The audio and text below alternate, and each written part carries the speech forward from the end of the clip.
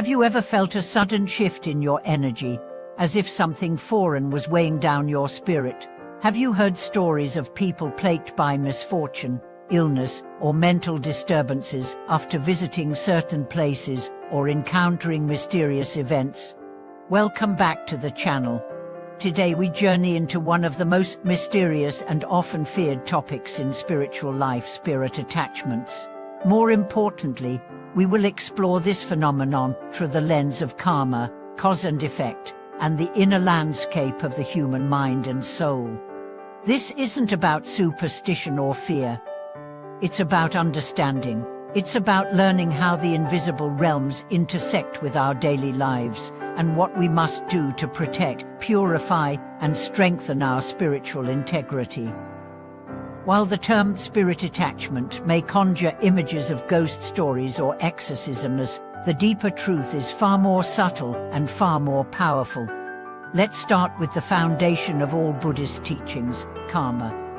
Nothing happens without cause. Every experience, whether joyful or terrifying, rises from conditions. When someone experiences repeated nightmares, emotional disturbances, chronic misfortunes, or even sudden personality shifts, it's easy to assume they are cursed or haunted. But Buddhism asks us to look deeper. What karmic seeds might have ripened? What inner conditions allowed this phenomenon to take root? Spirit attachment is not random. It's not about evil spirits lurking in the dark waiting to harm you. It's about resonance. Just as a radio can only pick up certain frequencies based on its tuning, your mind and energy field can only attract what they are in harmony with. If your heart is full of fear, anger, grief, or unresolved trauma, you become fertile ground, not just for emotional pain, but for energetic disturbance. Think of your mind as a house. If it's clean, bright, and filled with love, no uninvited guest would want to stay. But if it's cluttered, dark, and neglected, it's easy for unwanted energies to move in. Many spirit attachments don't begin as external attacks. They begin as inner vulnerabilities, openings created by our own negative emotions, unconscious behaviors, and karmic debts. This is why spiritual protection isn't about amulets or rituals alone. It's about self-purification. It's about aligning your life with truth, compassion, and clarity. When your heart is pure, even the darkest spirit cannot stay. But when your heart is divided, when you live with lies, resentments, or harmful habits, you create energetic fractures. These fractures invite trouble. Let me tell you a story. A man once consulted a monk after months of nightmares, fatigue, and strange incidents at home. The monk didn't perform any rituals at first. Instead, he asked, "Who have you not forgiven?" The man broke down. He had been carrying hatred for years. The monk instructed him to begin a daily practice of forgiveness and chanting, not to expel spirits, but to heal his own soul. Weeks later, the disturbances vanished. The man didn't fight spirits. He removed the hoax that had allowed them in. Spirit attachment, then, is not possession. It's entanglement. A spirit may be lost, angry, confused, or seeking resolution. If your energy resonates with that state through fear, guilt, or unresolved grief, you connect. The solution is not just spiritual eviction. It is compassion, clarity, and karmic resolution. But why do spirits attach in the first place? There are many reasons. Sometimes it's a karmic connection from a past life, an unresolved debt, a broken vow, a lingering bond.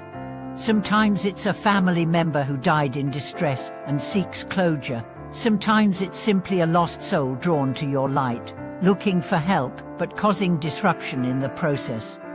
In all cases, the answer is the same: purify yourself. Return to the Dharma. Strengthen your practice. When you chant sincerely, meditate daily, live ethically, and act with compassion, you become a beacon not for interference, but for liberation. The Buddha never taught us to fear spirits. he taught us to understand them. In the sutras, spirits often appear not as monsters, but as suffering beings, just like us. Hungry ghosts, restless souls, beings in limbo. What they need is not fear or hatred, but guidance and merit. When you dedicate your practice to them, when you offer merit with sincerity, you help them move on. In doing so, you heal both their pain and your own. Let's talk about specific signs of spirit attachment. These may include persistent heaviness, mental fog, irrational fear, recurring dreams, behavioral changes, sudden addictions, or physical symptoms with no medical explanation. But remember, these signs are not proof. Always seek medical and psychological advice. Spiritual practice must walk hand in hand with reason and care. However, if the signs persist and your intuition tells you something deeper is at play, begin by cleansing your own life. Chant mantras like the Great Compassion Mantra or Amitabha name. Burn incense with intention. Create a sacred space in your home. Most importantly, examine your own heart. Who do you need to forgive? What guilt are you still carrying? What habits are draining your spirit? Clean your inner world, and your outer world will follow. If you feel overwhelmed, seek the guidance of a qualified monk, teacher, or spiritual counselor, not someone who profits from fear, but someone rooted in wisdom. The true purpose of any spiritual intervention is not just to remove a disturbance, but to elevate your consciousness so the disturbance no longer finds a home. One of the most powerful protections against spirit attachment is love. Yes, pure, unconditional love. It raises your vibration, it heals karmic wounds, it radiates light that spirits cannot dwell in. Practice loving kindness daily. Not just as a ritual, but as a way of being. Bless your food, bless your house, bless even those who disturb you. That's not weakness, that's power. Another protection is the precepts. When you live ethically, avoiding harm, dishonesty, intoxication, and sexual misconduct, you create a shield. Your life becomes a fortress of virtue. No spirit can dwell where virtue reigns. And let's not forget the power of community. Isolation weakens the soul. Find a sangha, join others in prayer, meditation, or chanting. Collective merit is stronger than individual struggle. Together, you build an atmosphere where only truth can dwell. So to those who worry about spirit attachment, know this: you are not helpless. You are powerful. You are luminous. The Dharma is your armor. Compassion is your weapon. Clarity is your light. And the path is always here, waiting for you to walk it. Thank you for watching this video. If you've had experiences with spiritual disturbance or healing through the Dharma, share them in the comments below.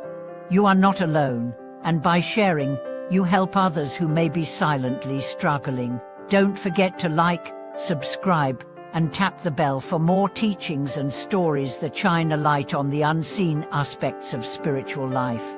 Until next time, walk in peace, live in awareness, and let your inner light dissolve all darkness.